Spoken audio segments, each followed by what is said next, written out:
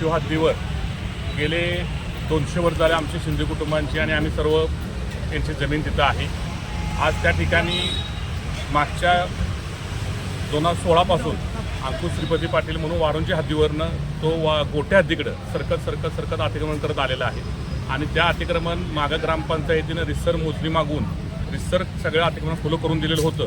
परंतु या दरम्यान परत त्या काळात आता या अलीकडच्या 4-5 वर्षामध्ये दगडं टाकून किंवा लोकांना येणाऱ्यांना शिवीगाळ करून दमदाटी करून या व्यक्तीनं त्या ठिकाणी पुन्हा एकदा अतिक्रमण केलेलं आहे। आज रोजी अशी परिस्थिती झालेली आहे की पूर्ण रस्ता हा पूर्ण पॅक केलेला आहे। जवळपास एक 8 ते 10 खोकी त्या ठिकाणी बसवलेले आहेत आणि पायवाटसुद्धा ठेवलेले नाहीत। त्यामुळं आज आम्ही सर्व कराड गोटे ग्रामस्थ किंवा त्याचबरोबर शिवाजीनगर वॉर्डातील ग्रामपंचायत सदस्य यांनी रिसर तहसीलदार सन्माननीय तहसीलदार कल्पना मॅडम यांच्याकडे आपण रिसर निवेदन दिलेलं आहे।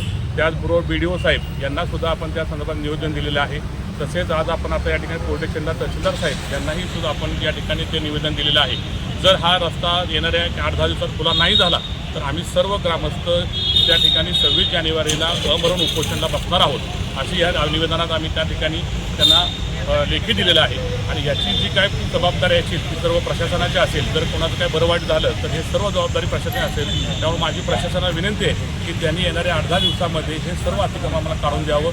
याचबरोबर ग्रामपंचायतीसुद्धा आम्हाला या ठिकाणी सहकार्य करायचं आहे। ग्रामपंचायतीसुद्धा आज तिथं मोजणी मागवलेली आहे, परंतु ती मोजणी त्वरित घेऊन त्या ठिकाणी त्वरित अतिक्रमण सगळं काढून द्यावं एवढीच आमची मागणी आहे।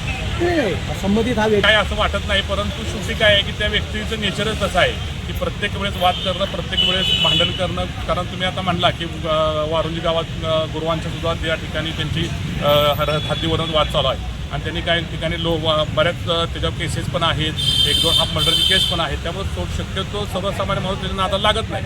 परंतु आता जर शेवटच्या आमच्याच जर लढ्यावर वेळ आली असेल तर आम्ही सुद्धा थांबणार नाही आणि आमची प्रशासना विनंती आहे की आम्हाला कायदा हातात घ्यायचा नाही, तुम्ही कायदेशीर मार्गानं ह्या अतिक्रमण आम्हाला त्वरित काढून द्यावं एवढीच आम्हाला विनंती आहे। आम्हाला पाणंद रस्ता आहे तो आमच्या गोटे वारुंजी मधला रस्ता आहे। पाणंद रस्ता तो अंकुश पाटील वारुंजी येथे राहणारे ते पण इथे रहिवासी आहे। तर त्यांनी अतिक्रमण केलं आहे, आमचा रस्ता पूर्ण त्यांनी बंद केला आहे। ते किती दिवसापासून चालू आहे?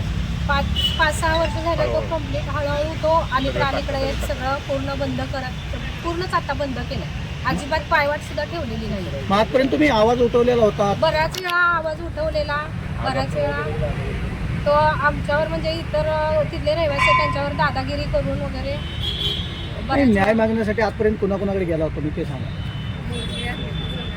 तहसीलदार, पोलीस स्टेशन, BDO त्यांच्याकडे गेलेलो आणि त्यांच्याकडे पण निवेदन दिलेलं होतं। व्यक्ती आहे आता ते तिथं राहतात ना वारुंजीमध्ये, तिथं गुरव म्हणून आहेत, त्यांच्या बरोबर पण त्यांनी असेच वादविवाद करून अतिक्रमण तिथं पण केलेलं आहे।